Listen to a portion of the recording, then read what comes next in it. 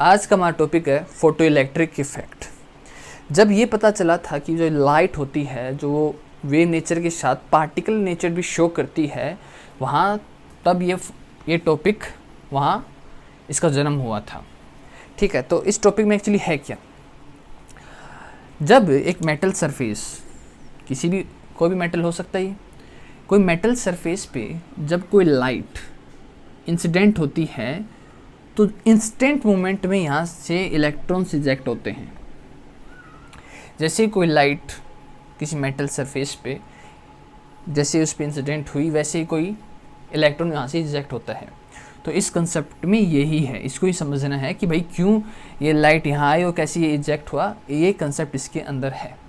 ठीक है, उस टाइम पे एक एक्सपेरिमेंट कंडक्ट किया था, उस एक्सपेरिमेंट को समझ लेते हैं कि भाई तब क्लियरली टॉपिक समझ में आएगा। मान लो कि यहाँ पर एक मेटल की प्लेट लगाई है और इस मेटल की प्लेट को एक बैटरी से कनेक्ट कर दिया और यहाँ पर एक एमीटर लगा दिया ताकि कोई भी डिफ्लेक्शन हो, पूरे सिस्टम में कोई भी हलचल हो तो उसको ये नोट कर ले। यहाँ पर एक डिटेक्टर लगा दिया, अब बताता हूँ क्यों लगाया, और यहाँ पर इसको कनेक्ट कर दिया। यहाँ से एक लाइट का ये सिस्टम, एक लाइट सिस्टम या मान लो भाई लाइट सोर्स है ये। ठीक है, अब क्या हुआ, यहाँ से इस मेटल पे कुछ लाइट इंसिडेंट करवाई गई और यहाँ से कुछ इलेक्ट्रॉन इजेक्ट हुए और यहाँ इसको ये था डिटेक्टर जो इसको इसने नोट किया और यहाँ पे कुछ डिफ्लेक्शन आया। ठीक है, तो यहाँ ये एक्सपेरिमेंट से श्योर हुआ कि यहाँ पे कोई लाइट अगर हम इस मेटल सरफेस पे इंसिडेंट करवाते हैं तो यहाँ पे इस डिटेक्टर में कुछ डिटेक्शन आया और यहाँ पर एमीटर में कुछ डिफ्लेक्शन नज़र आया। तो ये तो प्रूफ हो गया भाई, हाँ यहाँ से इलेक्ट्रॉन इजेक्ट हो रहे हैं। ठीक है, अब यहाँ पे जो इलेक्ट्रॉन्स होते हैं जो इजेक्ट हो रहे हैं, ऐसे तो है नहीं कि मतलब कहीं भी लाइट डालो इलेक्ट्रॉन इजेक्ट होना चालू हो जाएंगे। ये मोस्टली दो बातों पे डिपेंड करता है। जो लाइट है उसकी जो एक तो फ्रीक्वेंसी कि किस फ्रीक्वेंसी की लाइट है और उसकी इंटेंसिटी क्या है, ये दो बातों पे डिपेंड करता है ये। ठीक है, एक तो डिपेंड करता है कि भाई फ्रीक्वेंसी कितनी है और एक इसकी इंटेंसिटी कितनी है। ठीक है, मान लो इसमें एक पैरामीटर ले लेते हैं, ये इंटेंसिटी का एक पैरामीटर है। ठीक है, नहीं सॉरी फ्रीक्वेंसी का एक पैरामीटर लेते हैं। अब क्या होता है, यहाँ से हम शुरू करते हैं, इस लाइट को हम यहाँ पे शुरू करते हैं तो यहाँ से कोई इलेक्ट्रॉन इजेक्ट नहीं हुआ। धीरे धीरे हम कर रहे हैं लेकिन कोई इलेक्ट्रॉन इजेक्ट नहीं हो रहा है।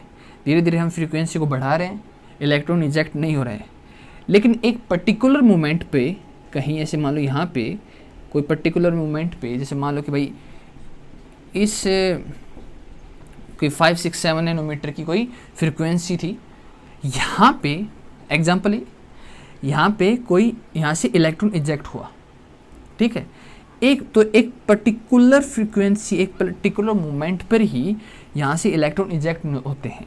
ठीक है, जैसे जैसे हम फ्रीक्वेंसी बढ़ाते जाएंगे वैसे वैसे एक पर्टिकुलर मोमेंट आएगा जहाँ पे इलेक्ट्रॉन इजेक्ट होगा।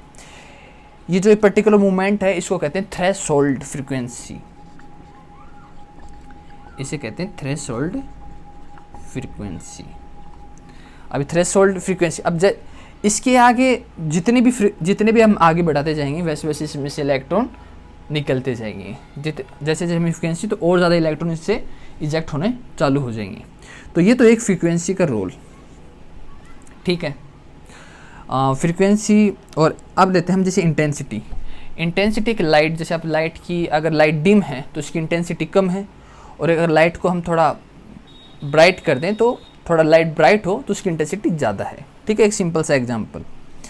तो इसी तरीके से एक इंटेंसिटी भी डिपेंड करती है। जब लो इंटेंसिटी होती है तो कोई इलेक्ट्रॉन यहाँ से इंजेक्ट नहीं होगा। ठीक है, अगर लाइट डिम है तो कोई इलेक्ट्रॉन इजेक्ट नहीं होगा। और जैसे जैसे हम लाइट की इंटेंसिटी बढ़ाते जाएंगे, जैसे उसको ब्राइटर करते जाएंगे, जैसे हम टीवी में कंट्रोल करते हैं ब्राइटनेस को, डिम रखते हैं फिर बढ़ाते जाते हैं, जैसे मोबाइल में भी होता है ब्राइटनेस का, तो वही इंटेंसिटी होती है, जैसे जैसे हम ब्राइटनेस को बढ़ाते जाएंगे वैसे उसकी इंटेंसिटी बढ़ती जाएगी।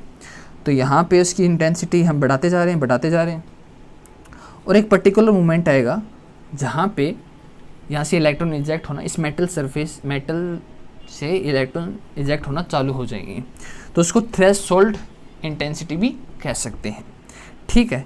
और इसके आगे इलेक्ट्रॉन इजेक्ट होते रहेंगे। तो यहाँ पे तो ये इसके दो पैरामीटर हैं कि पर्टिकुलर फ्रीक्वेंसी और इंटेंसिटी पे यहाँ इलेक्ट्रॉन इजेक्ट होते हैं। तो एक बात तो यहाँ ये हुई। अब इसके बाद इस बात को कन्फर्मली समझाने के लिए अल्बर्ट आइंस्टीन ने अपनी थ्योरी दी, ठीक है। इस बात को कन्फर्म समझाने के लिए उन्होंने अपनी एक थ्योरी दी जो हमेशा वो देते थे। उन्होंने क्या किया, उन्होंने कुछ बातें बताई इसके बारे में। पहली बात उन्होंने बताई कि जो ये लाइट होती है, जो ये पार्टिकल, हम जो बताते हैं कि भाई पार्टिकल नेचर भी शो करता है, ये एक्चुअली जो इससे पहले जो मैक्स प्लांक थे उन्होंने कहा था कि क्वांटाइज होते हैं कि मतलब चंक्स एनर्जी में होते हैं, ऐसे बताया था। अगर आपने ऐसे चंक्स एनर्जी में होते हैं, जो पार्टिकल्स होते हैं लाइट के, वो ऐसे चंक्स एनर्जी में होते हैं। इसको नाम उन्होंने दिया क्वांटा, जहाँ से शायद क्वांटम फिजिक्स की स्टार्टिंग हुई थी। लेकिन आइंस्टीन ने इनको नाम दे दिया था, क्वांटा का चेंज करके उन्होंने इसको नाम दिया था फोटोन। भाई ये फोटोन इन्होंने नाम दे दिया, क्वांटा फोटोन एक ही बात है, ठीक है। बस एक प्लांक ने नाम दिया था और एक आइंस्टीन ने नाम दिया था। तो एक बात तो इन्होंने ये बताई कि भाई जो भी लाइट है, जो भी ये पार्टिकल्स हैं, वो एक फोटोन है जिसकी एक मिनिमम एनर्जी है, मैक्स प्लांक, और जो सोर्स की जो फ्रीक्वेंसी है, जो जिस सोर्स से निकल रही है उसकी जो फ्रीक्वेंसी है वो, तो इसकी एक फोटोन की एक मिनिमम एनर्जी है। दूसरी बात उन्होंने बताई कि हर एक फोटोन केवल एक ही इलेक्ट्रॉन को इजेक्ट कर सकता है, एक फोटोन केवल एक इलेक्ट्रॉन को इजेक्ट कर सकता है। एक बात उन्होंने ये बताई कि each photon can eject only one electron, ठीक है। तो एक बात बताई कि भाई केवल एक photon eject only one electron, एक बात उन्होंने ये बताई, ठीक है। तो ये दो बात तो चलो थ्योरी में, एक उन्होंने इक्वेशन दी, एक तीसरी बात उन्होंने इक्वेशन में इन्होंने शो की थी। उन्होंने बताया कि भाई ये जो है, ये जो अपने पास जो सोर्स है, अपने पास जो लाइट का सोर्स है, इसका कोई उसके कोई एनर्जी होगी, ठीक है, उसकी कोई एनर्जी होगी इक्वल। यहाँ से कुछ एनर्जी आई और ये मेटल सरफेस से ये इंसिडेंट हुई यहाँ से।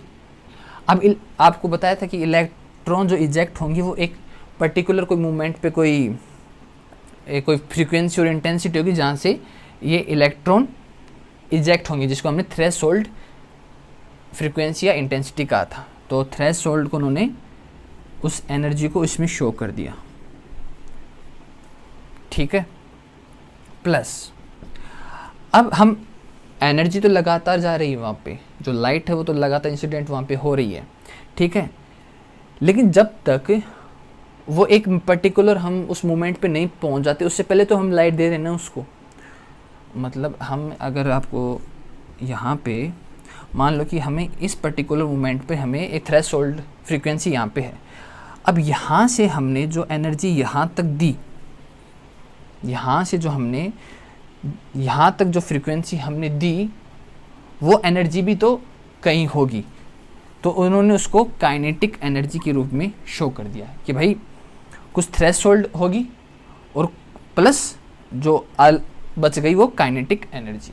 क्योंकि जैसे जैसे हम इसमें इंटेंसिटी या फ्रीक्वेंसी बढ़ाते जाएंगे, वैसे वैसे इलेक्ट्रॉन की जो वेलोसिटी है वो भी इंक्रीज होती जाएगी।